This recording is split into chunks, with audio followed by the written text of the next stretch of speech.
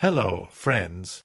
If you're curious about the movie The King of Kings, 2025, you're in the perfect place. Don't forget to give this video a quick like, it really helps us out.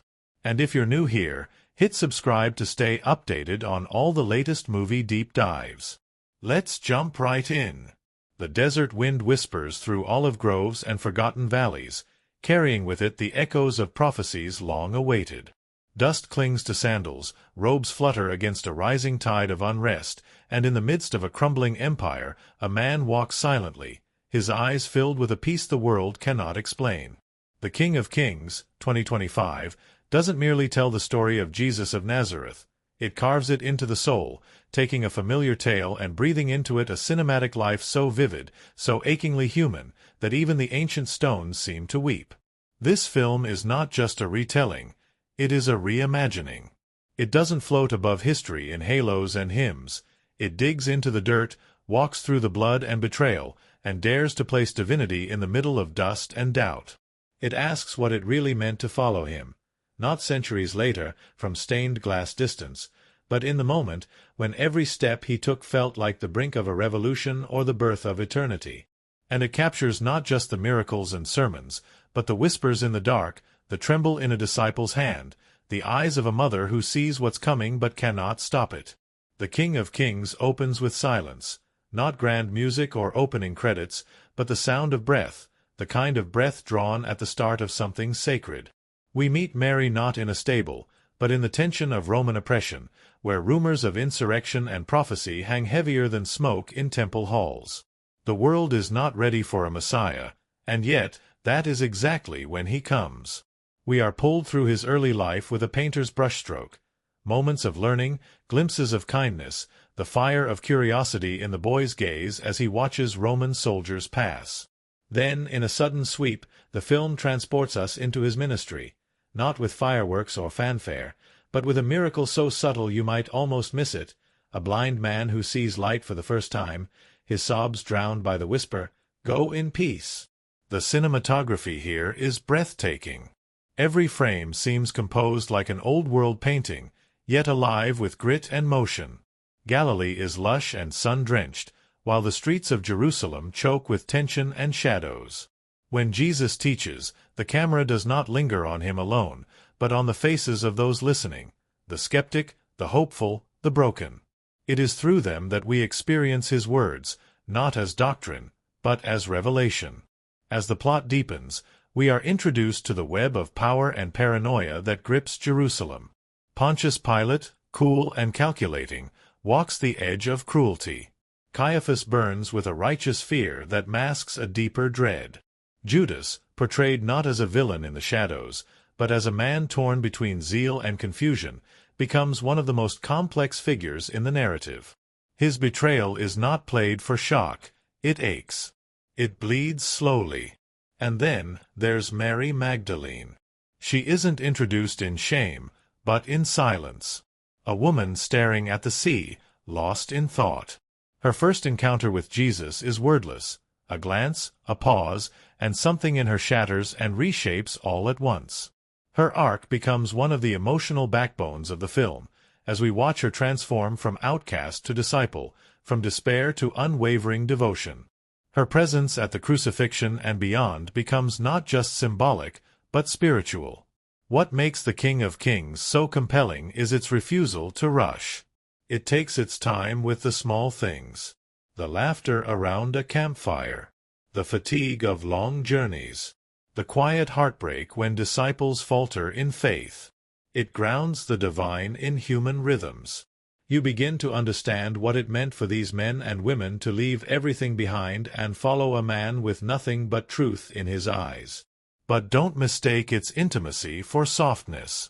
When tension erupts, when mobs form, when miracles stir rage, when the Sanhedrin debates under torchlight, the film tightens like a drum. You feel the walls closing in, the stakes rising, the inevitability drawing closer like a storm on the horizon. The Last Supper, lit with flickering oil lamps, is not a painting brought to life. It is a final meal among friends who don't yet understand the price of love. And then, the garden. Gethsemane is shot with haunting beauty. The olive trees seem to groan. The sky presses down. Jesus, alone and trembling, prays not with poetic certainty, but with raw humanity. If it be possible, the words crack. He knows what's coming. And still, he walks forward. The crucifixion sequence is, without question, one of the most emotionally wrenching depictions ever committed to film. Not because of the violence, though it is unflinching, but because of the silence. The stares. The sobs held in. The way the wind picks up as if creation itself mourns. The camera never looks away, and neither can you. Not when his mother collapses. Not when the thief whispers, "Remember me." Not when he breathes his last, and the earth seems to fall still. But it does not end there. Because just as darkness threatens to swallow the story, the stone is rolled away, not with thunder, but with the hush of dawn. The resurrection is not a spectacle. It is a quiet reawakening. A whisper to Mary in the garden. A meal shared by a lake. A wound shown to a doubting hand. The film's greatest triumph may be in this. It understands that the power of the resurrection is not in the miracle alone, but in the mercy it brings. And so it ends not with a roar, but with a look. A disciple, walking a dusty road, glancing upward, as if remembering everything for the first time again. The music swells, not triumphantly, but tenderly. The story, though ancient, feels like it has only just begun. The King of Kings, 2025, is not just a film. It is an experience, an emotional, visual, spiritual journey that redefines what it means to tell this story. It doesn't try to convert you. It doesn't try to impress you. It simply invites you to walk a little closer, to listen a little deeper, and to see with new eyes what love, sacrifice, and grace really look like. This is a film that lingers in the heart long after the credits fade, because it dares to show that the real miracle was never just in the walking on water.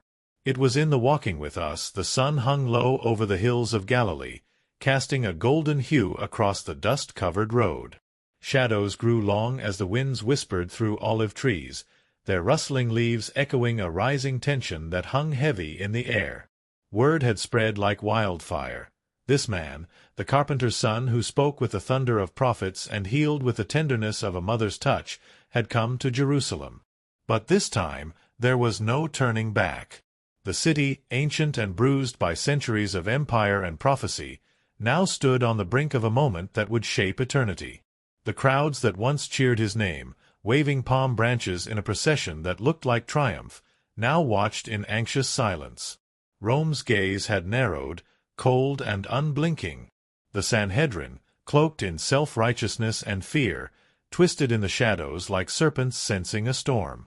Jesus, the man they called the King of Kings, had not come to claim a throne in gold and power.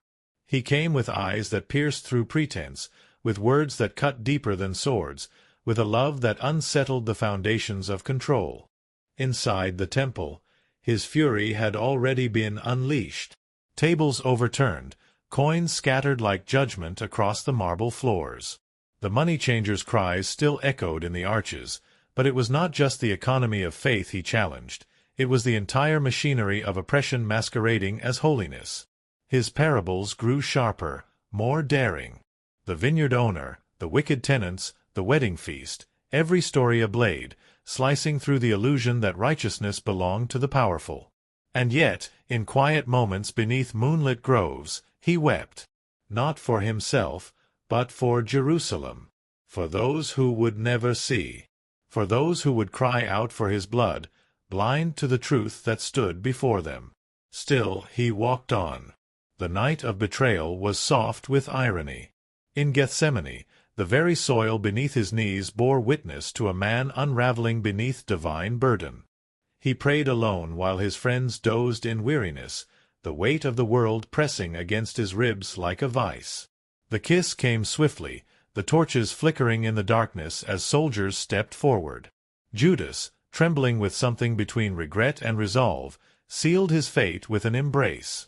And Jesus, even in chains, remained still, resolute, unyielding, calm like the eye of a gathering storm. What followed was not a trial, but a masquerade of justice. Before the high priests, he stood silent. False witnesses spat lies, their words collapsing under their own contradictions. Yet he did not defend himself. When asked plainly if he was the Son of God, he answered with a stillness that cracked the hearts of those listening, "You say that I am." It was enough. Rage erupted. They tore at their robes as if truth could be undone by cloth and sound. They had their verdict. Dragged before Pilate at dawn, Jesus became a pawn in a political theater, a man caught in the machinery of fear and ambition. The governor, skeptical yet afraid, found no fault in him. But the crowd, manipulated, frenzied, desperate, shouted louder than reason. "Crucify him!" they cried, voices rising like a storm tide. Even as Pilate washed his hands, blood stained every soul present. The road to Golgotha was steep and cruel. The weight of the cross, a punishment reserved for the lowest of the low, pressed into his torn shoulders. Each step was agony, each breath a struggle. Women wept beside the road. Soldiers jeered. A stranger, Simon of Cyrene, was forced to carry the burden that should have broken a nation's heart. And still, Jesus pressed forward. They nailed him to the wood at the place of the skull. The sky darkened as if creation itself could not bear to watch. His final words were not curses, but poetry, painful, haunting, drenched in meaning. "Father, forgive them. Today you will be with me in paradise. It is finished." Each phrase a beacon in the storm. As he breathed his last, the earth shook. The veil of the temple tore from top to bottom. And for a moment, time seemed to stop. Silence followed. A silence that screamed louder than any crowd. But death, in all its finality, was not the end of the story. 3 days later, whispers turned to awe. The stone was rolled away. The tomb stood empty, not looted or disturbed, but radiant with the echo of something unthinkable. The king who had been laid in death now walked in light. Mary Magdalene, who wept in grief, became the first witness to resurrection. He called her by name, and in that moment all of history pivoted. He appeared not in grand halls or to mighty kings, but to fishermen, wanderers, the broken-hearted. In upper rooms and quiet roads he revealed himself, scarred yet alive, divine yet human still. Doubt melted into wonder. Fear became mission. The man who had conquered death did not ascend with vengeance, but with peace. His final words to his followers were not commands, but invitations. "Go. Go and tell the world what you have seen. Go and live the way I taught you. Go and love as I have loved." When he rose into the heavens, not even the clouds could contain the hope left behind. And yet, even in the aftermath, the world did not return to silence. The rulers still ruled. The empires still crushed. But something had shifted beneath the surface. An invisible revolution had begun, not one of swords, but of hearts. Not of dominance, but of sacrifice. The kind that rewrites destinies, one soul at a time. The man they mocked as King of the Jews had indeed become the King of Kings, but not through conquest, rather through the most profound surrender. In his fall, he ascended. In his death, he birthed life. And in his scars, he left a map for every wounded heart to find home. That is how the story ends, not with a full stop, but with a breath, waiting to be carried on the wind. The wind moved gently over the hills of Nazareth, carrying the scent of cedarwood and earth, the soft hum of tools shaping wood echoing from a quiet workshop. Here, away from the palaces of power and the marble halls of philosophy, a young man worked with the patience of eternity. His hands, strong, scarred, humble, moved not only with the precision of a craftsman, but with the grace of someone who understood the texture of time itself. To those around him, he was simply Jesus, the carpenter's son. But beneath the ordinary rhythms of his days, a deeper current stirred, one that would one day shake the very foundations of the world.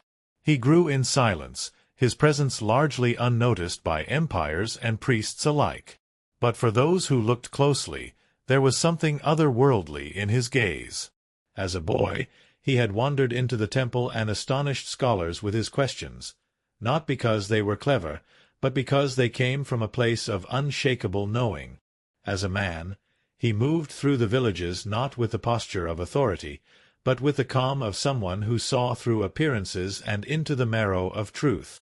It began not with thunder, but with water. The Jordan River, winding like a serpent through the wilderness, bore witness to a moment that split history.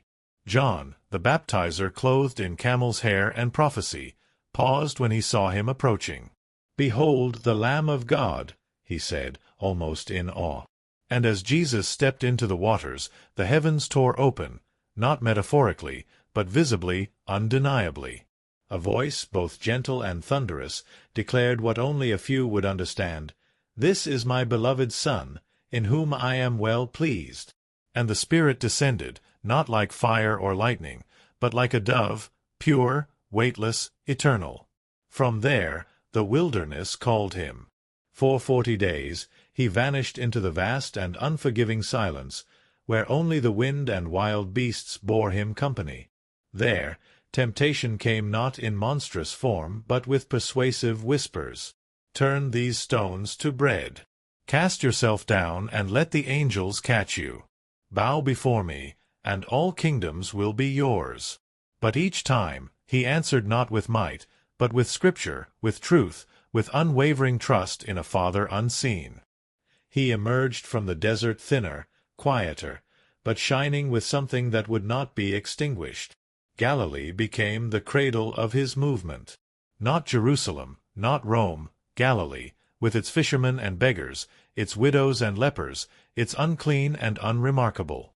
There he called his first followers, not scholars or soldiers, but men who smelled of fish and seaweed, men with sunburnt faces and hardened hands. "Follow me," he said, and something in his voice made them drop their nets without hesitation. Simon, later called Peter. He taught not like the scribes, but as one with authority. On a hillside, with the sea murmuring below, he opened his mouth and gave the world a new constitution. "Blessed are the poor in spirit. Blessed are those who mourn. Blessed are the meek." It was not a call to power, but to poverty of self, to purity of heart, to a righteousness that grew like wheat in hidden fields. He spoke of salt and light, of turning the other cheek, of loving enemies and praying in closets. His words didn't command. They pierced, they healed, they uprooted. And people came. From every village, every sickness, every silence. The blind groped toward his shadow. The lame wept at the strength of his presence. The lepers, used to being shunned, found in him not only healing but dignity. A woman bleeding for 12 years touched the hem of his garment and was restored. A centurion begged for the life of his servant, and Jesus healed with only a word. He crossed boundaries that no one dared to cross, eating with tax collectors, speaking with Samaritans, forgiving prostitutes. Every moment with him felt like standing at the edge of a great mystery, as if heaven itself had bent low enough for the broken to touch. But with every miracle, suspicion grew. The Pharisees watched, uneasy. They prided themselves on precision, on rules stacked like towers toward righteousness. But Jesus read their hearts like open scrolls. He called out their hypocrisy, not with venom but with sadness. "Woe to you," he said, not as a curse but as a lament. They tithed mint and cumin, but neglected justice and mercy. They widened their phylacteries, but crushed souls with burdens they would not carry themselves. To them, he was dangerous, too wild, too free, too unmanageable. And the crowds, oh, how they swelled! They pressed in on him until he had to teach from boats. They followed him into deserts, hungry not only for bread but for something far more elusive. One day, 5,000 men, plus women and children, sat under a sun that seemed to burn with divine anticipation. With 5 loaves and 2 fish, he fed them all, not just filling bellies but awakening hunger for something eternal. They wanted to make him king that very day, but he slipped away.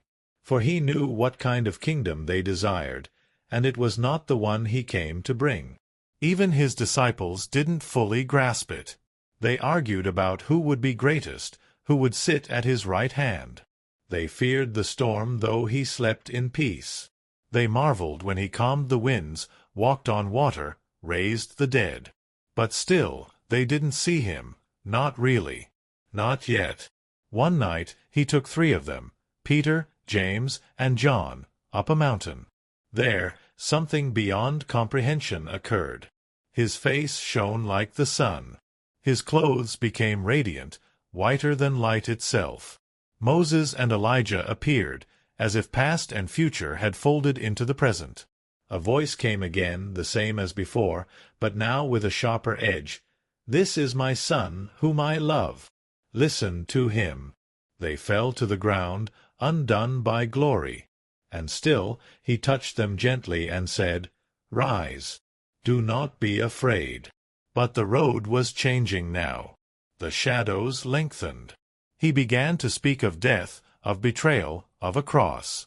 The disciples recoiled. Peter, ever impulsive, rebuked him.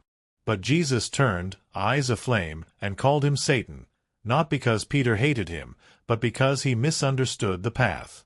The Messiah would not triumph through conquest, but through crucifixion.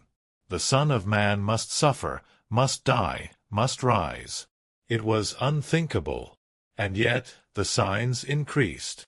He raised Lazarus after 4 days in the tomb, commanding life where decay had reigned. He healed a man born blind, not only restoring sight but unraveling theological pride. He overturned tables in the temple, declaring that his Father's house had become a den of thieves. The entire city shook with anticipation. Some hailed him as the Son of David, shouting, "Hosanna!" Others plotted his demise with growing urgency. He told stories now with a sharper edge. A father and 2 sons, one who squandered, one who resented, both lost in different ways. A vineyard owner whose servants were beaten and whose son was murdered. A wedding feast where the invited refused to come. These were not bedtime tales. They were revelations, parables carved with fire. And those in power began to realize, this man was not just a teacher. He was a threat. Still, he rode into Jerusalem, not on a stallion, but on a donkey. The people cried out, laying palm branches at his feet, believing at last the revolution had begun. But he wept as he approached the city, not with joy, but with sorrow. "If only you knew," he whispered, "what would bring you peace." He cleansed the temple again, this time with thunder in his voice. He stood among scholars and silenced them with questions they couldn't answer. He foretold the fall of the city, the desolation to come, the end of all things. And each word felt heavier than the last, as if the weight of the cross had already begun to bend his shoulders. In an upper room, during a final meal, he washed their feet. The King of Kings, kneeling before fishermen. He broke the bread. "This is my body." He lifted the cup. "This is my blood." He looked around the table, at Peter, who would deny him, at Judas, who would betray him, at the others, who would scatter, and still he loved them. Fully.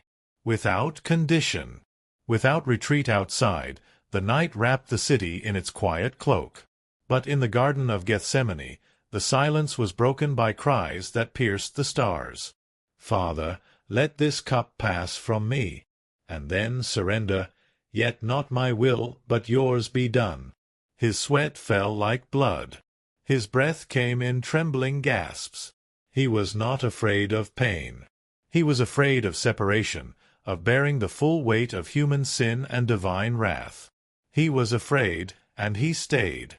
The kiss came soon after. Torches flickered. Swords flashed. And the one who called himself friend delivered him with a sign of love. From that moment on, nothing would ever be the same.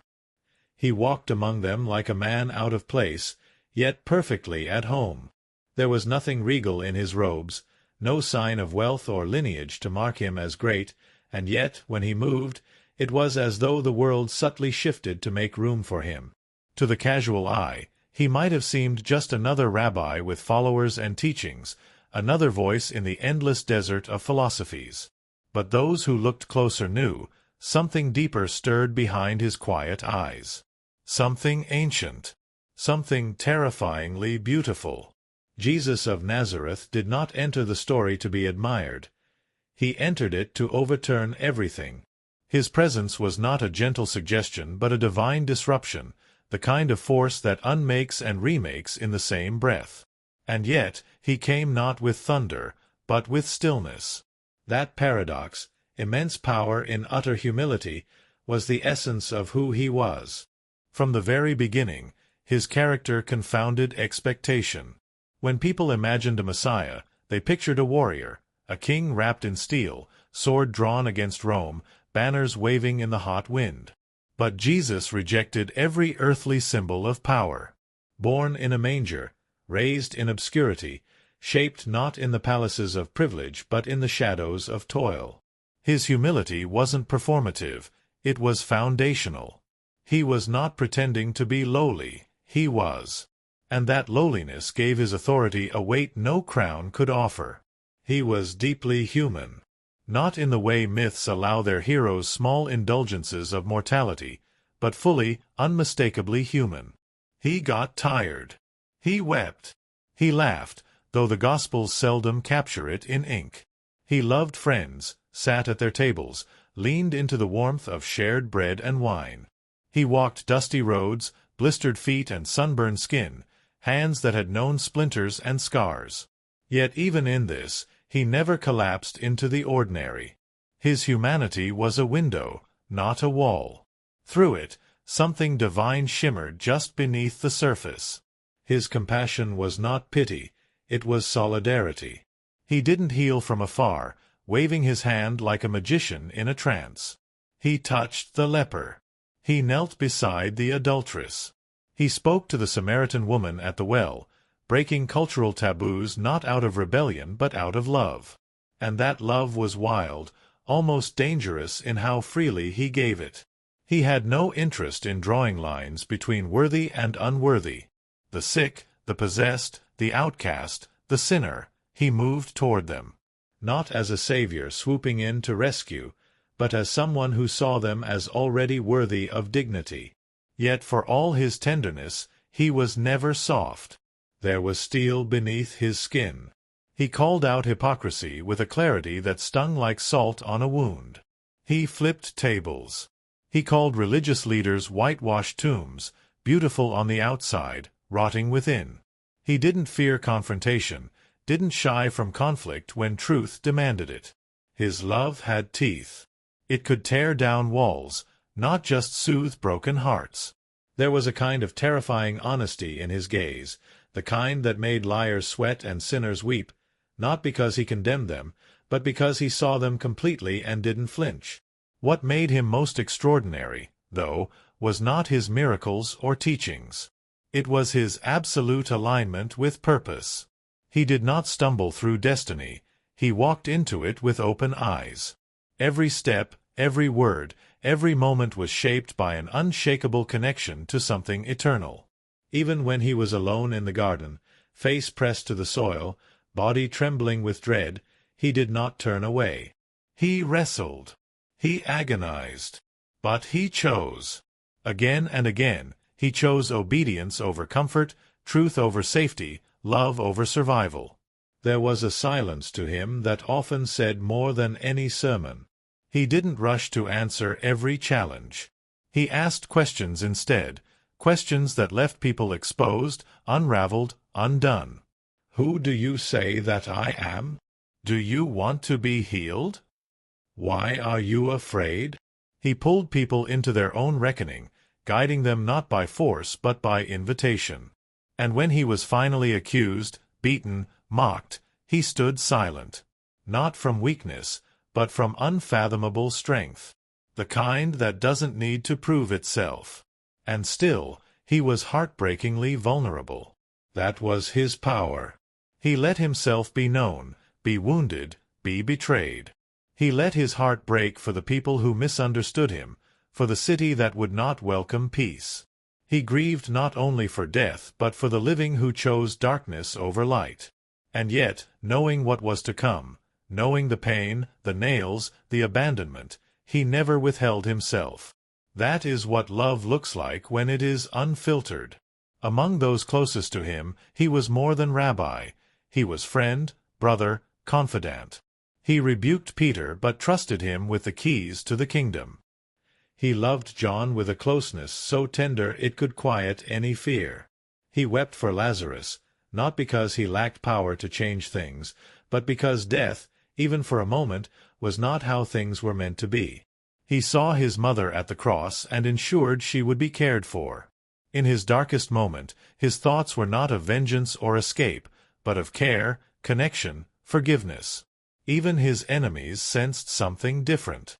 Pilate looked into his eyes and saw no threat, yet couldn't shake the feeling that he was part of something he couldn't understand. The thief on the cross, writhing beside him, found in Jesus' broken figure not despair but hope. "Remember me," he said. And Jesus did. Because even dying, he was still restoring. He carried within him a kind of silence that shook the world. He never wrote a book. He never led an army. He never traveled far from home. And yet, his life created a rupture in time itself. His character was not an ideal for the religious. It was an invitation for the broken. He didn't say, "Become perfect like me." He said, "Follow me." He said, "Come and see." He said, "Abide in me." In that way, Jesus is not only the center of the story. He is the story. Every miracle is an extension of his compassion. Every teaching, a window into his mind. Every parable, a pulse from his heart. His life was not a set of events, but a living, breathing manifestation of who he was. The Word made flesh, truth embodied, grace with skin and bones. He made no compromises with evil, no deals for safety. He let the weight of the world press against him, and instead of breaking, he turned it into redemption. He wore a crown of thorns as if to say, "Even your worst cannot undo me." He let the world throw its full fury upon him, and with arms outstretched, he absorbed it all, transforming violence into mercy, hatred into forgiveness, death into life, and what lingers most is not the thunder of his power, but the softness of his love. The patience. The nearness. The way he never recoiled from the mess of humanity but moved deeper into it. The way he dignified the overlooked. The way he listened. The way he stayed, even when everyone else fled. There is no single word that captures him. No label that fits. He is lion and lamb. He is teacher and sacrifice. He is servant and king. He is the one who calms storms with a whisper and weeps alone in gardens. He is the one who holds the universe in his hands, and yet let those hands be pierced. To analyze him is to enter mystery. To understand him is to kneel. Because Jesus is not a figure to admire from afar. He is a presence to encounter, a life to follow, a love that calls you by name. And once you've seen him, truly seen him, you are never quite the same. Some stories begin with a script, others with a vision. The King of Kings began with something stranger, a dream that lingered like incense in the mind of its director, who awoke in the dimness before dawn with the outline of a single image. A man, robed in dust and light, walking through a crowd that couldn't see him. That image, fleeting and half-formed, became the seed of a film that would stretch across continents, beliefs, and centuries. But what emerged on screen in 2025 wasn't just a retelling of the life of Christ. It was the result of one of the most unusual and quietly miraculous productions in modern cinema history. The film's earliest development was shrouded in secrecy. Even within the studio, few knew the full scope of what was being planned. There was no flashy announcement trailer, no casting rumor mill spinning in full force.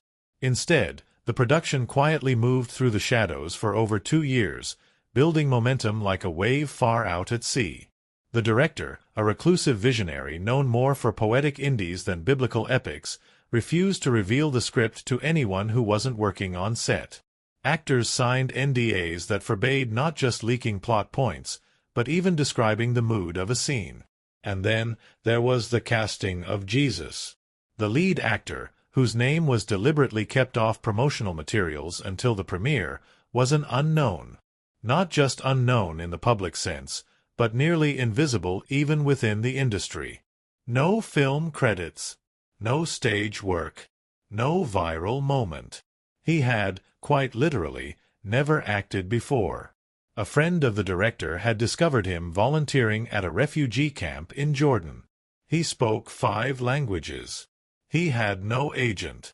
When asked why he agreed to take the role, he reportedly said, "I didn't. I just stopped saying no." On set, he stayed in character from sunrise to wrap, not with a method actor's intensity, but with a kind of stillness that unnerved even seasoned crew members. During one shooting day in Morocco, a sandstorm rolled in unexpectedly, scattering the schedule and nearly destroying a delicate scene involving over 100 extras. As crew scrambled for cover, the actor stood in place, unmoving, eyes fixed on the horizon. The wind swirled around him. A technician later swore, it was like the storm avoided him. Like it bowed. Weather became a recurring enigma during production. While shooting the Sermon on the Mount sequence, scheduled for the first light of dawn in the hills of southern Italy, the team had just a 2-hour window of natural light to capture the golden hues required by the cinematographer. The forecast showed an overcast sky. But as the first line of the sermon was spoken, the clouds parted, precisely enough to let in the sun, no more, no less. When the final line was delivered, the clouds returned, as if nature itself had obeyed a script. This wasn't the only time the environment seemed to cooperate unnaturally. On a night shoot depicting Gethsemane, the production was plagued with electrical issues, lights flickering, gear shorting out. The sound department couldn't get a clean take. Frustrated, the director called for silence. For a full 5 minutes, no one moved.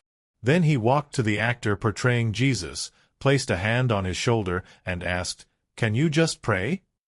What happened next has remained a whispered legend among the crew. The actor knelt, began to speak, not from the script, but from his soul. The wind died. The lights steadied. And the take that followed became the final cut. Animals behaved strangely, too. During the wilderness temptation scene, wild foxes and birds wandered into frame uninvited, untrained. Rather than cut, the director let the camera roll, sensing that something raw and true was unfolding. One fox sat just feet from the actor for nearly 20 minutes, unmoving, eyes locked on him. "It was eerie," said the animal wrangler. "They never do that." It was like it knew him. Perhaps the most curious incident happened while filming the crucifixion. The scene was shot over 2 days in the desolate expanses of the Jordanian desert, under a heat so severe that cameras overheated and lenses warped. The crew had been warned of a sandstorm approaching from the east, one so severe they considered shutting down. But the actor insisted they continue. As the scene reached its emotional peak, when Jesus looks toward the sky and speaks his final words, something inexplicable occurred. The sun dimmed. Not behind clouds. It dimmed, as if veiled by something unseen. For a full 90 seconds, the desert fell into twilight. No storm came. No explanation was found. Satellite data later confirmed no eclipse, no atmospheric anomaly. Just darkness. Unsurprisingly, rumors began to swell around the production. Some claimed miracles. Others whispered curses. A grip fell from a crane on the 3rd day of shooting and walked away with no broken bones. A producer's daughter, who had been blind in one eye since birth, reportedly regained sight after visiting the set. But the production never capitalized on these stories. There were no interviews about the unexplained, no press tours leaning into the myth. "It was sacred," the director said in the only statement he released. "Some things aren't for selling." And then there was the sound. The film's score, haunting, minimalist, aching, was composed largely in silence. The composer worked alone for months, often with no instruments, humming melodies into the dark. He claimed he didn't write the music so much as transcribe it, as if hearing it from somewhere else. One recurring motif, the lament woven through the garden and crucifixion scenes, came to him in a dream he described as a voice mourning the loss of Eden. The score used voices in dozens of ancient languages, Aramaic, Coptic, Sanskrit, layered so faintly that they are barely perceptible, like ghosts in the background of the soundscape. Stranger still, the film used no artificial lighting in major scenes. Every shot, whether day or night, relied on natural elements: sun, fire, moonlight, candles. The cinematographer, awarded post-release for this bold choice, said he wanted light to behave like God, uncontrollable, unearned, but always present. Not all of the strangeness was supernatural. Some was just human, messy, inexplicable, beautiful. On one of the final shooting days, a child from a nearby village wandered onto the set, barefoot and grinning, and ran up to the actor playing Jesus. The child reached into his tunic, pulled out a small bundle of figs, and offered them with both hands. The actor knelt and accepted them without a word. The cameras kept rolling. That moment, unscripted and unplanned, became the closing image of the film. Other facts, lesser known but no less fascinating, give the King of Kings its peculiar aura. The actor playing Judas was a classically trained Shakespearean with no religious belief, yet after the betrayal scene, he reportedly broke down, sobbing uncontrollably for hours. The centurion who oversees the crucifixion was portrayed by a real-life soldier, a man who had never acted but had served 3 tours in war zones. His performance, raw and trembling, was deemed too real by the studio and almost cut. The director fought to keep it in. There were no rehearsals in the traditional sense. Scenes were discussed, meditated on, then performed once, maybe twice. The aim was not perfection, but presence. The actors were encouraged not to memorize lines, but to inhabit them. As a result, many moments in the film feel improvised, even when they echo scripture with surgical precision. No one expected the King of Kings to become what it did. It wasn't marketed. It wasn't hyped. It premiered in silence, at midnight, in a stone amphitheater lit by candlelight. No red carpet. No interviews. Just the film, projected against ancient rock. Those in attendance described an atmosphere of reverence more than excitement. Some cried. Others sat motionless long after the credits had ended. And yet, despite, or perhaps because of, all this, the film spread like wildfire. Word of mouth carried it across oceans and borders. People who had never stepped foot in a church stood in line for hours. A whisper. A reckoning. A mirror. The strangest fact of all may be this. When asked, years later, to reflect on the experience, many cast and crew members could not remember filming certain scenes. Not in a metaphorical way, they had actual memory lapses. They recalled being there, but not what they said or how the scene unfolded. It was like watching someone else, one actress said. Like the story was using us, not the other way around. No one has made a sequel. No one dares remake it. And in an industry addicted to reboots and universes, The King of Kings remains a singularity, a film that slipped through the cracks of what cinema is supposed to be and became something else entirely. Something strange. Something holy. Something, perhaps, not made only by hands. There are films that entertain, some that inspire, and a rare few that disturb the soul, not through horror or shock, but by whispering something so ancient, so deeply buried within the marrow of our being, that it feels less like a story and more like memory. The King of Kings is that kind of film. Not in its grandeur, nor merely in its subject matter, but in the way it dares to linger in quiet moments and looks unflinchingly at the cost of love. From its first frame, the film does not ask the viewer to watch, it invites them to witness. The screen opens not with spectacle, but with silence. A desert stretching into forever. the wind whispering over stone and sand. And then, footsteps. The kind of beginning that feels like the calm before something irreversible. Critics often remarked on this choice as jarring in a cinematic era trained for instant gratification. But here, that delay is sacred. It prepares the viewer not for consumption, but contemplation. And in that first act, where Jesus walks mostly unseen through the ordinary aches of human life, something emerges that would become the spine of critical analysis: his invisibility. He moves among the sick, the lonely, the proud, and the poor, not like a king surveying his kingdom, but like a shadow waiting to be noticed. It is only when a child offers him water, without expectation, that he speaks. That scene, barely 3 minutes long, was dissected in journals, classrooms, and essays. Why a child?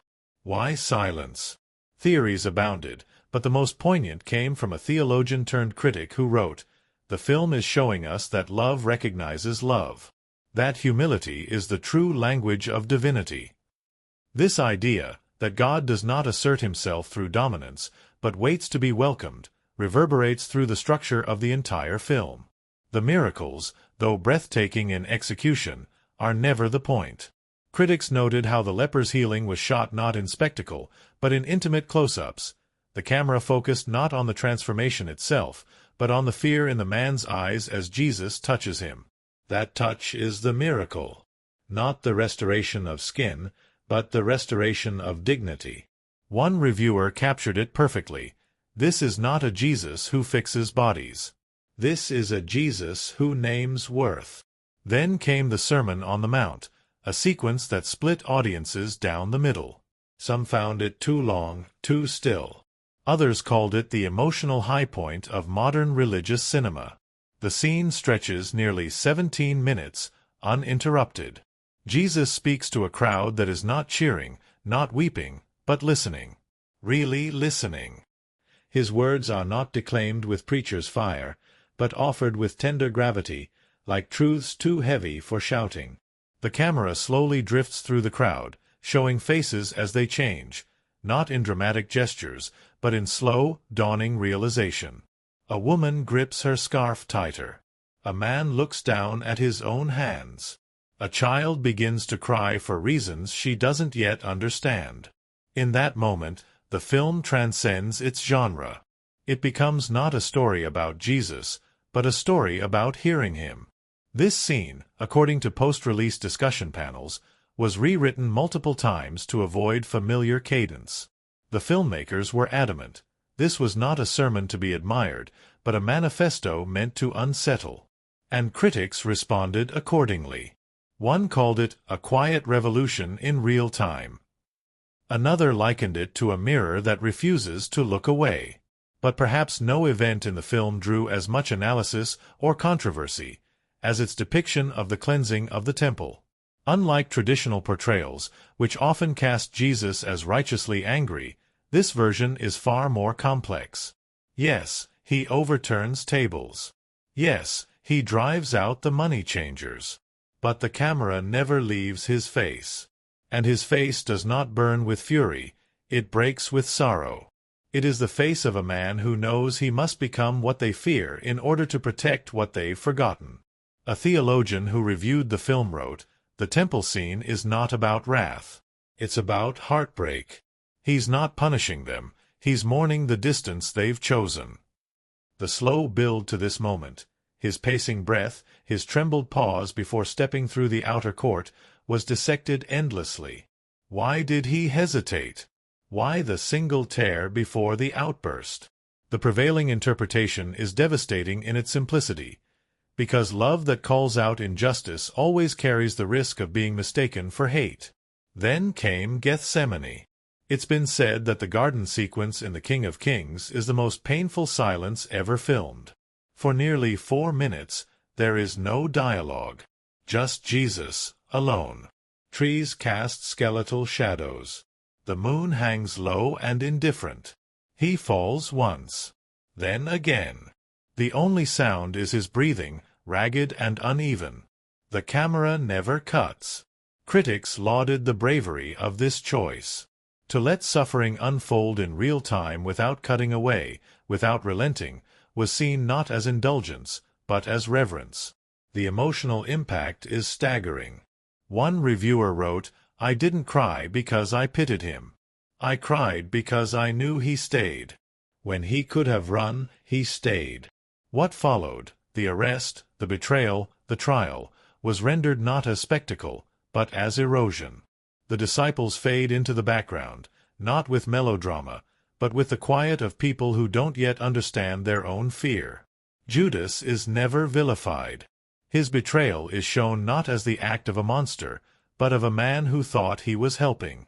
That interpretation sparked fierce debate, but many critics defended it, saying the film dared to ask, what if Judas didn't hate Jesus?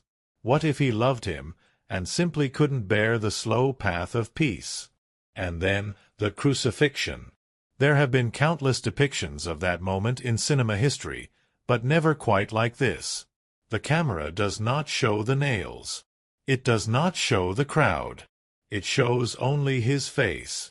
Pale. Bruised. Eyes wide open. The moment the cross is raised, the sound drops out entirely. No music. No wailing. Just the wind. It is a brutal, breathtaking choice. Critics called it the loudest silence ever put to film. One prominent scholar described it as not the death of a hero, but the self-emptying of God. The themes that rise from this moment are endless. Sacrifice, certainly, but also substitution, solidarity, surrender. The cross is not filmed as punishment, it is filmed as choice. That's what startled audiences most. This Jesus does not seem conquered. He seems willing. His final breath is not a defeat, but a release. A letting go that undoes every power the world understands. And the resurrection? It is not thunder and light. It is morning light spilling across a stone floor. A figure standing at the mouth of an empty tomb, backlit and quiet. Mary sees him, runs to him, and falls at his feet. He says her name. That's all. That one word. Mary. And it's enough. Critics called it the softest, most devastating proof of resurrection ever imagined. Because it wasn't about proving anything, it was about love returning. In the months following the release, critical essays poured in from every corner of the ideological spectrum. Believers called it a sacred event. Atheists praised it as one of the most emotionally honest portrayals of spiritual longing.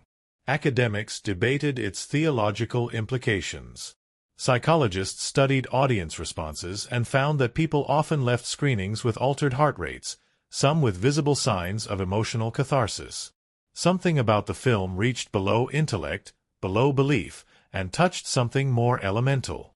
One scene that became a recurring subject of study wasn't even in Scripture. It's a quiet, fictional interlude in which Jesus sits beside an elderly woman as she grieves the death of her only son. He says nothing. He doesn't raise the boy. He just sits with her, holds her hand.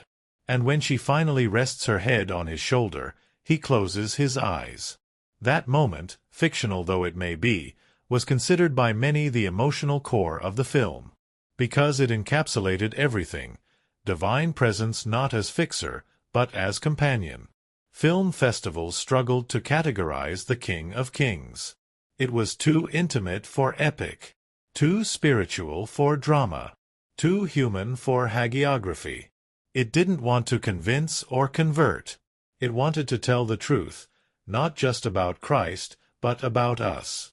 About our need to be seen, held, forgiven. About the cost of love in a world that often weaponizes certainty. In the end, the film was remembered not for its artistry, though it had that in spades, but for its effect. It left people quieter, slower, gentler, not because it demanded reverence, but because it showed what reverence looked like. It was a film about God.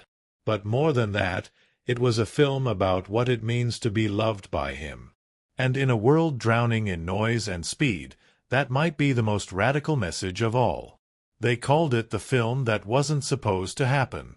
Not because of budget constraints or studio reluctance, though those were there, too, but because the very idea of making the King of Kings the way they did felt impossible in the modern age. No green screens. No celebrity leads. No merchandising deals waiting in the wings. Just a quiet, relentless vision, to tell the story not with spectacle, but with sacredness. To film it not like a blockbuster, but like a pilgrimage.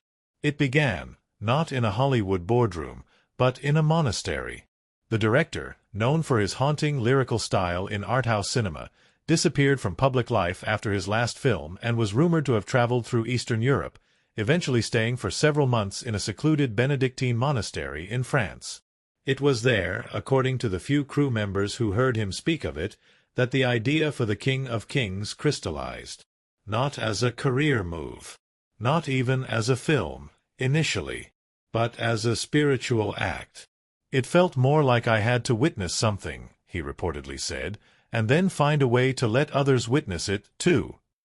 The script was written in longhand across 3 notebooks, none of which were digitized.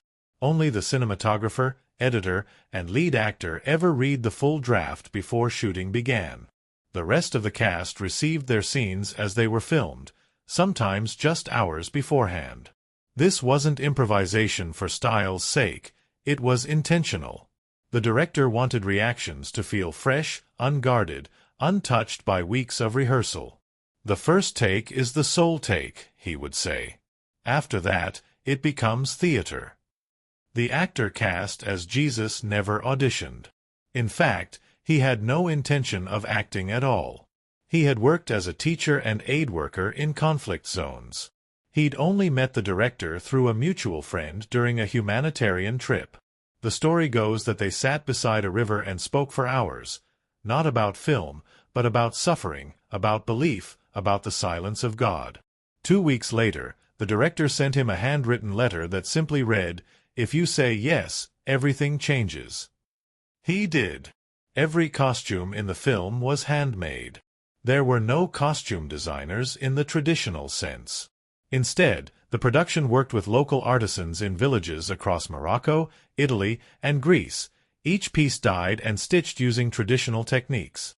Even the robes worn by the lead were aged naturally, washed in sea water, sun-dried on stone, frayed by hand. The result was texture. Not just visual, but emotional. Clothing that felt lived in, not worn like a part. Locations were scouted over the course of a year, and none were traditional sets. Every scene was shot on location. The Sea of Galilee scenes were filmed at dawn over an actual lake in rural Italy, with boats carved by local fishermen using ancient designs. The wilderness scenes were shot in Jordan's Wadi Rum, not just for its alien beauty, but because the crew felt its silence carried something sacred. The crucifixion site was chosen after months of trekking through desert ranges until they found a plateau surrounded by nothing but wind and rock, so remote that equipment had to be helicoptered in piece by piece. But even with this obsession for authenticity, the set was far from joyless. There was laughter. Deep, echoing, contagious laughter. The kind that happens when long days in the sun melt all pretension. Crew members recalled how between takes, the actor playing Peter, a former stage comedian, would tell stories in character, improvising scenes that never made the final cut. The children cast in crowd scenes were often local school kids, and during breaks, the lead actor would play games with them, teach them songs, even help with their homework. One child, now famously quoted in a behind-the-scenes documentary, said, "I didn't know he was pretending. I thought he was Jesus." The filming process, unlike most modern productions, moved slowly. There were no call sheets packed with 10 scenes per day.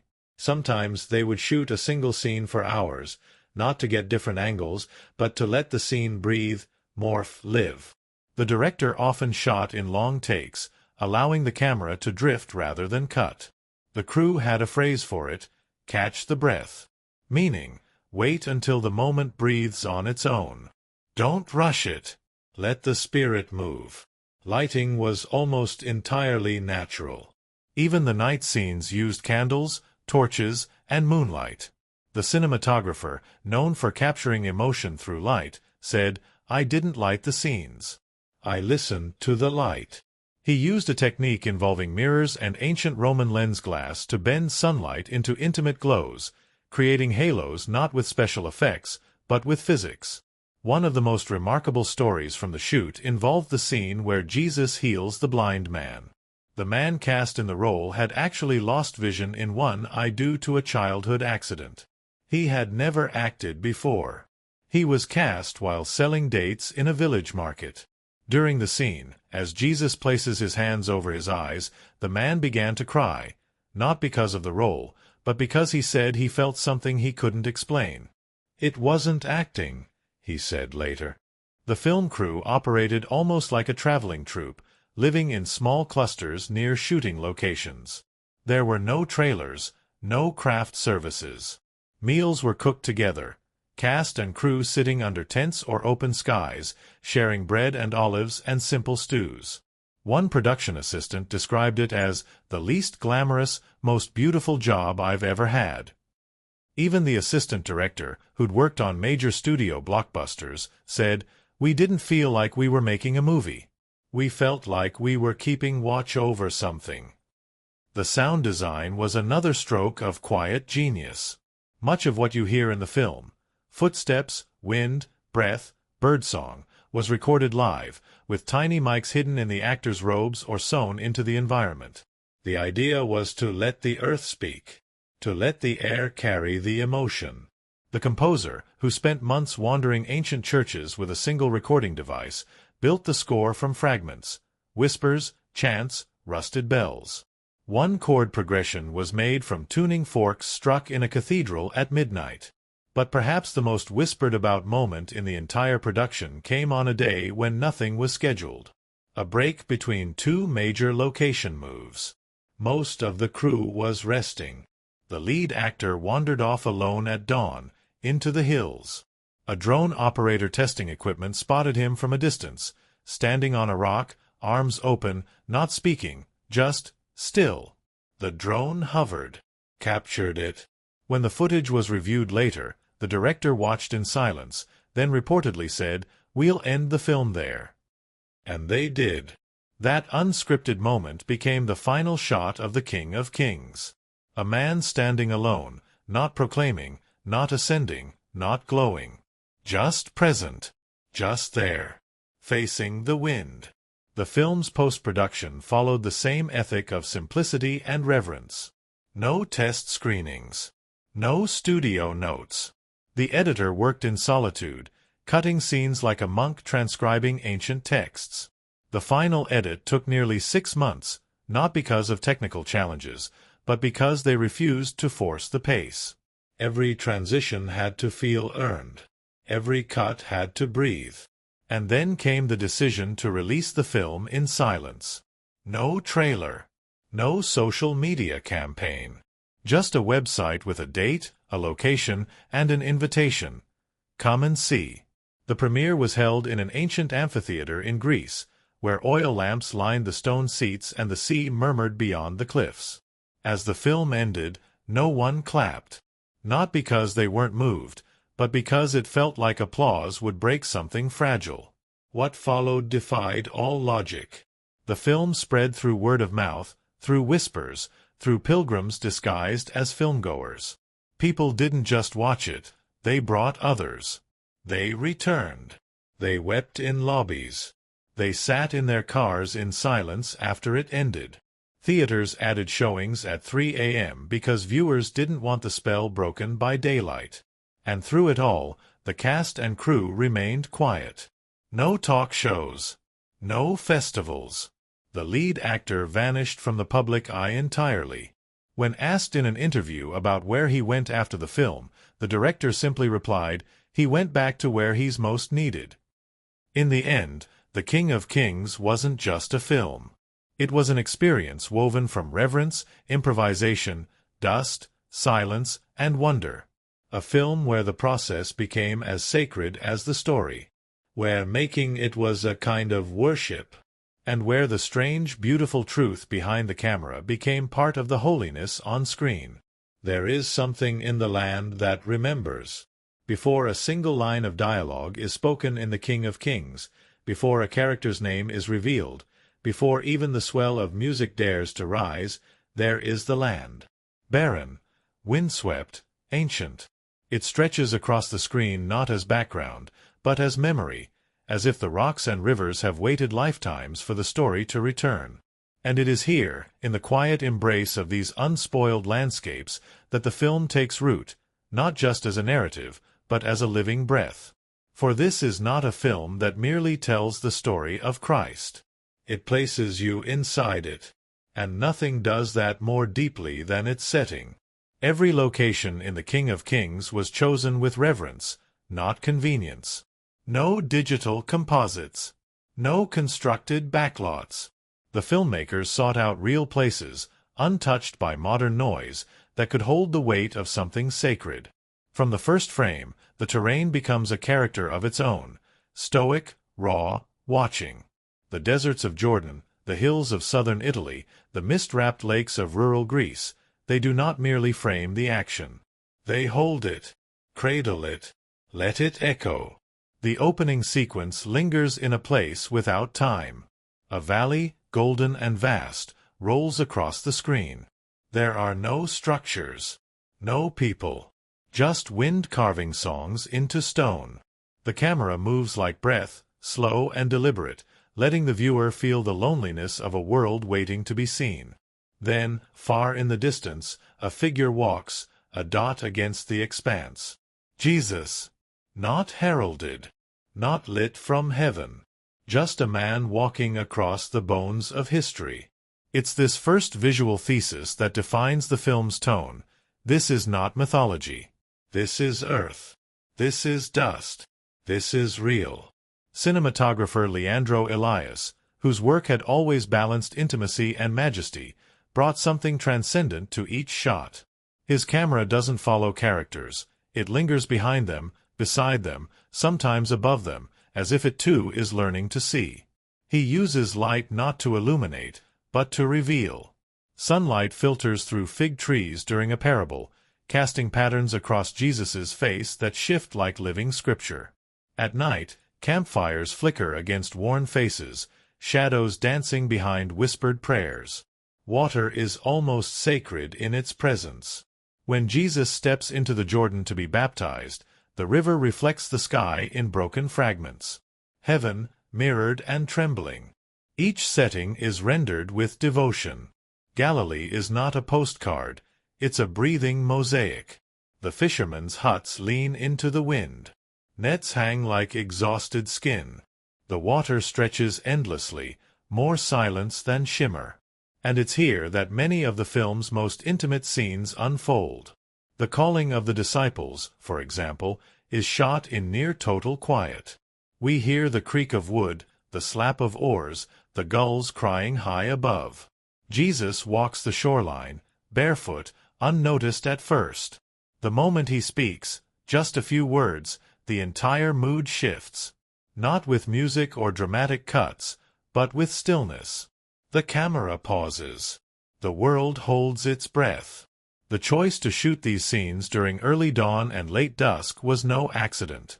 The cinematographer spoke of chasing the invisible hour, that thin, holy light that exists for only minutes each day, where color softens and edges blur. The Beatitudes, spoken from a hill that rolls gently above the sea, were captured entirely in this hour. The audience doesn't just hear the words, they see them hanging in the air, painted in gold and ash as the sun folds over the world. Critics said it felt like time had stopped. Perhaps it had. And yet, the settings also know darkness. When Jesus enters the temple, the camera tightens. We are no longer in open air, but cloistered in shadow. Incense curls like smoke from a wound. Gold glints not with holiness, but with judgment. The structure looms, heavy and ornate, but hollow.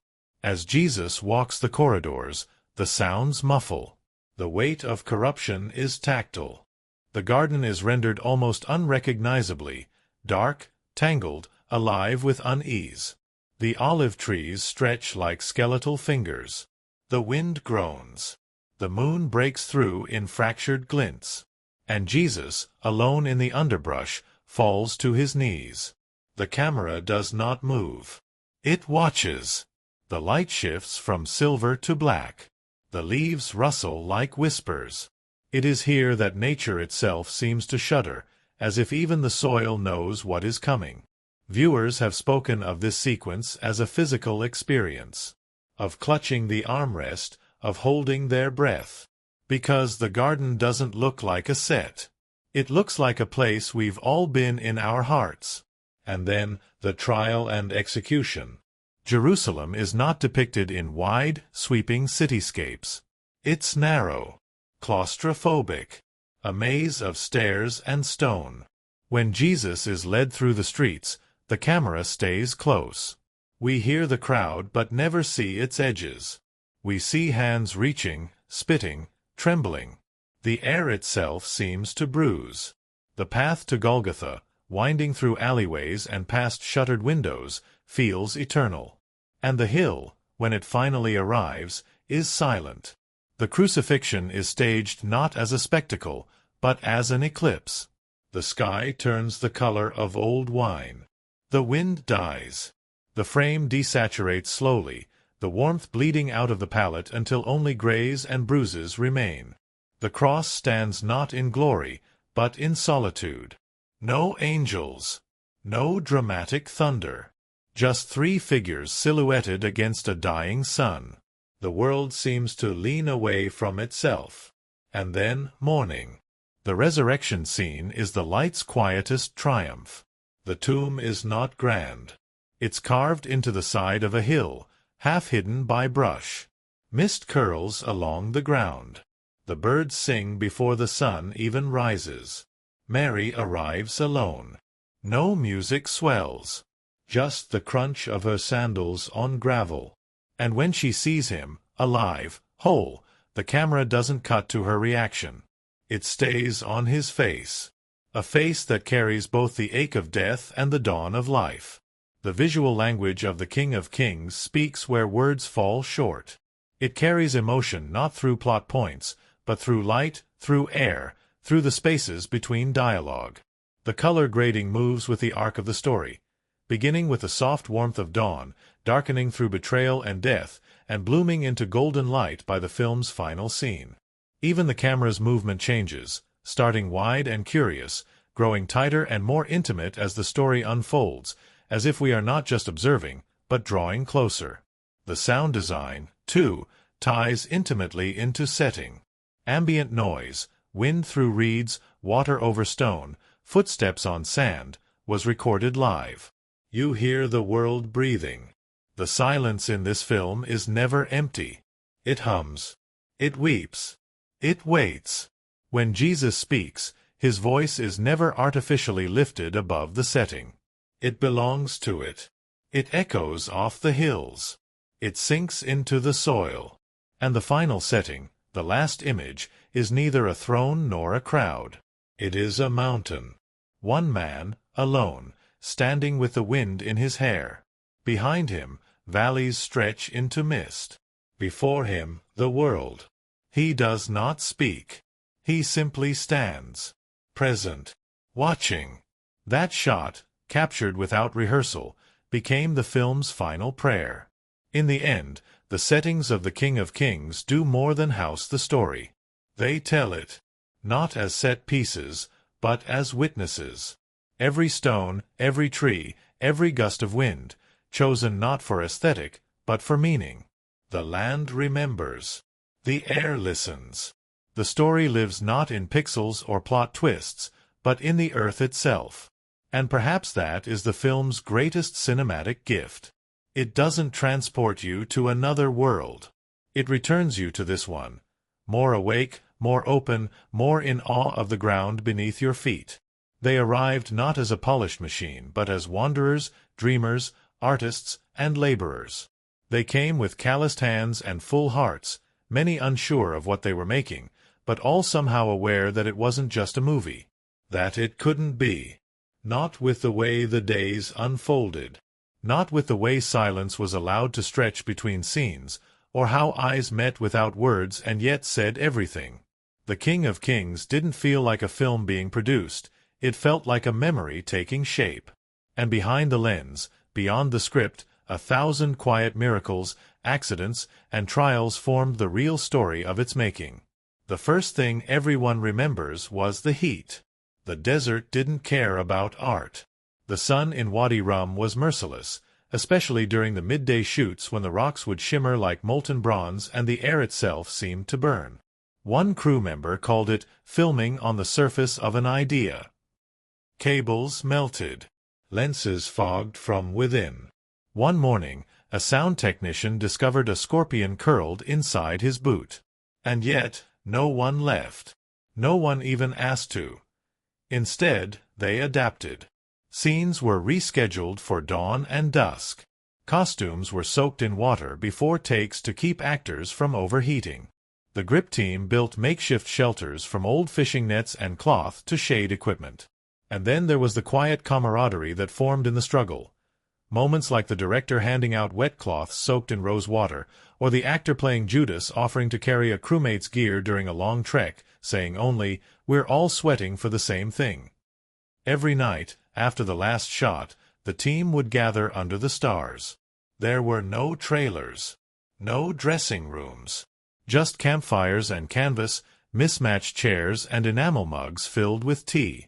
The local guides played music, low, slow songs that echoed across the dunes, and the actors, many barefoot now, would sit cross-legged and talk about anything but the movie. That unspoken rule became sacred: no shop talk after sundown. Just stories, laughter, and silence shared like bread. The bond between cast and crew was unusually deep. This was not a shoot filled with egos or entourages. The actor portraying Jesus, though central to the production, refused to be treated as anything more than another member of the team. He carried his own robe, ate the same simple meals. When the costume department lost one of his sandals in a rainstorm, he walked barefoot for the remainder of the week without complaint. He was often found helping set up lights or sweeping sand off equipment in the mornings, humming softly to himself, always barefoot, always present.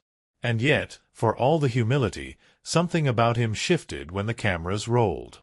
A stillness would settle over him, like the world stepped back to let him speak. One crew member joked that even the camels would stop chewing and listen. And it wasn't just his performance. It was the way he listened on set, fully, deeply, like each moment was the only one.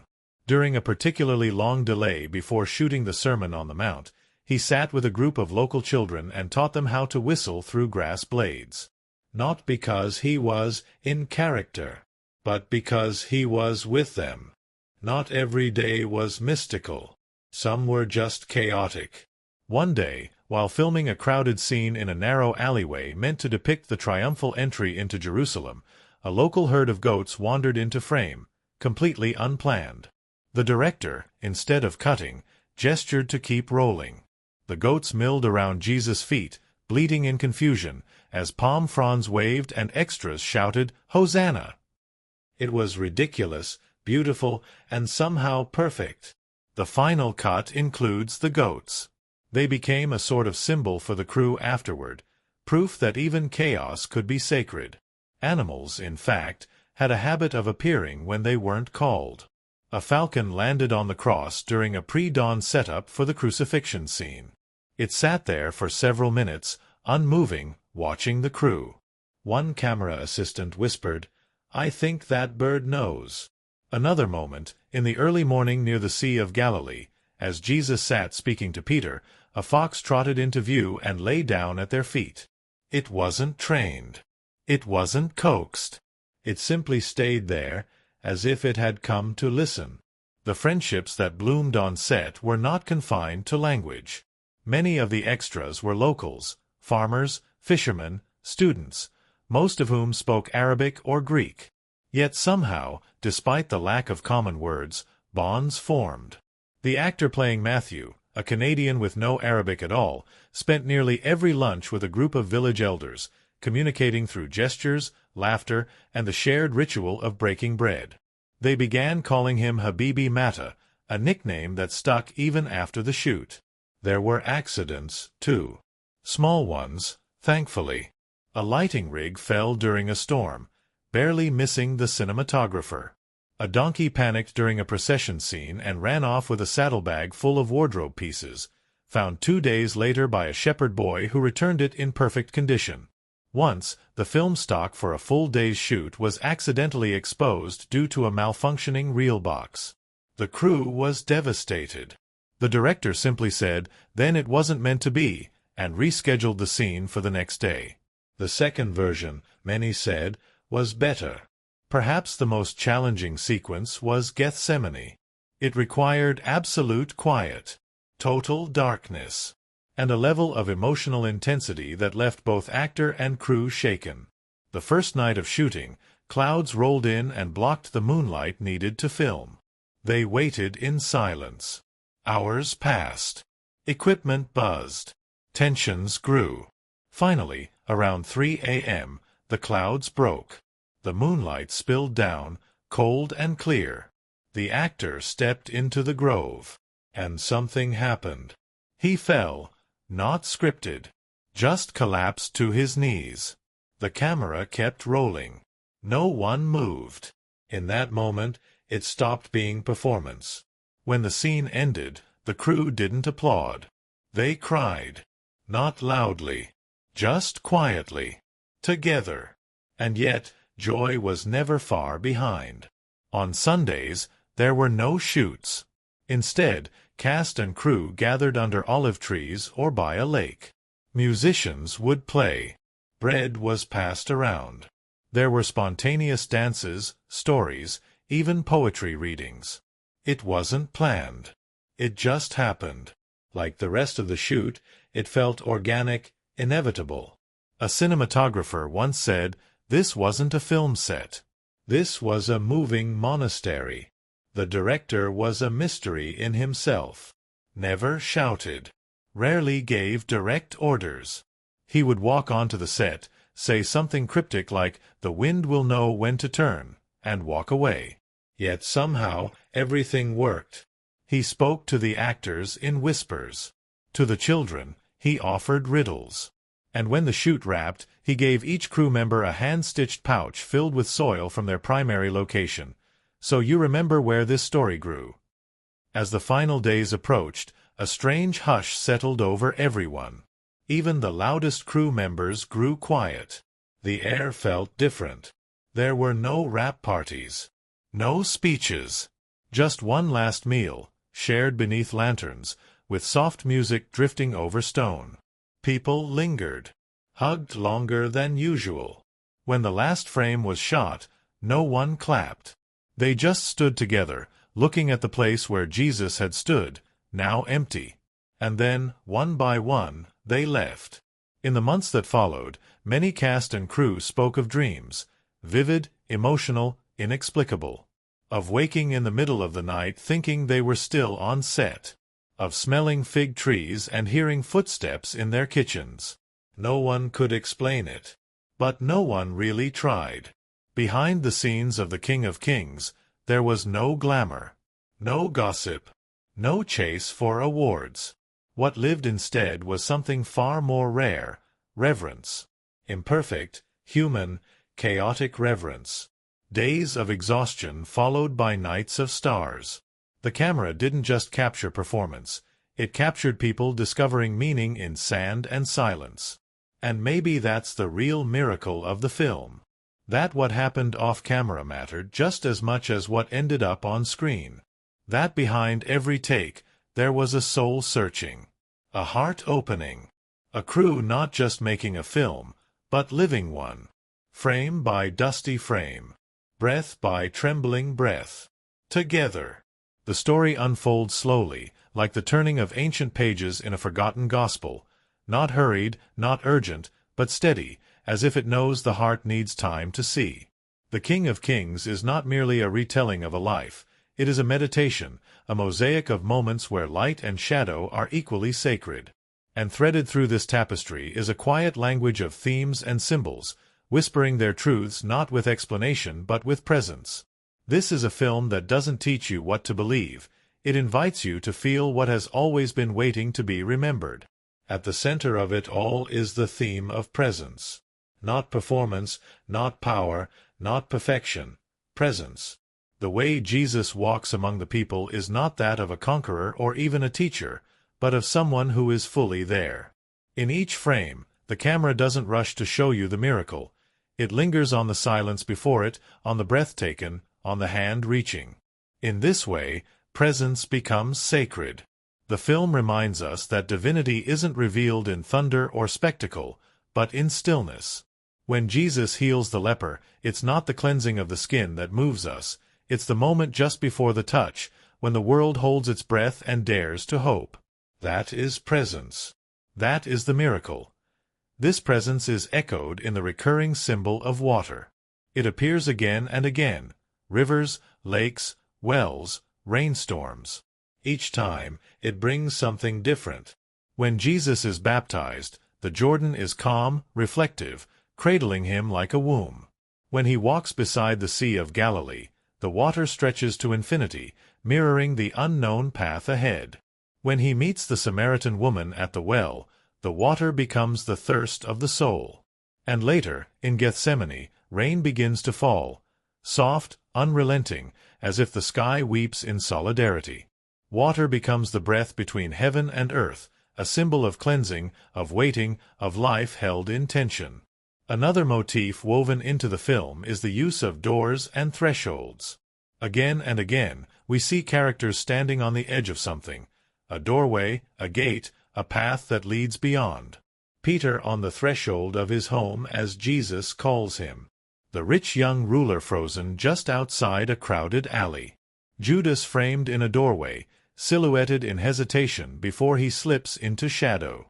The camera treats these thresholds not as background, but as sacred space, places of choice. The symbolism is gentle but profound. We are always on the edge of transformation. The divine invitation is not to understand, but to step through. And then there is the theme of reversal, of the upside-down kingdom. Blessed are the poor. Blessed are the meek. Blessed are those who mourn. The Beatitudes are not just spoken in the film, they are lived. The ones cast aside are the ones closest to Jesus. The widow, the tax collector, the madman on the edge of town, they are seen. And not just seen, but cherished. The film never lets you forget who the story is for. It's not for the powerful, the polished, or the pious. It's for the broken who dare to believe they are loved. This is mirrored in the visual language of the film. Royalty is never shown in palaces, but in kitchens, in boats, in dusty roads. Kings don't wear crowns, they wash feet. Glory isn't gold-lit, it's lit by firelight and aching eyes. Every frame resists grandeur.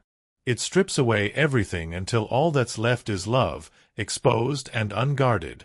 Even the cross, often filmed with dramatized agony in other depictions, is here shown as the final act of downward movement. Jesus doesn't rise in glory, he descends into our pain. And from that descent comes resurrection. The paradox of the gospel is made visual, embodied. Life through death. Victory through surrender. One of the most powerful symbols in the film is that of hands. They are everywhere. Jesus' hands are rarely still, touching, lifting, blessing, breaking. We see them cradling a child's head. We see them gripping the edge of a boat during a storm. We see them tremble in Gethsemane. When he heals, he touches. When he teaches, he gestures with tenderness and strength. When he breaks the bread, his fingers pause just long enough for us to understand the weight of the gesture. And on the cross, the hands are nailed open, not clenched in resistance, but stretched wide in surrender.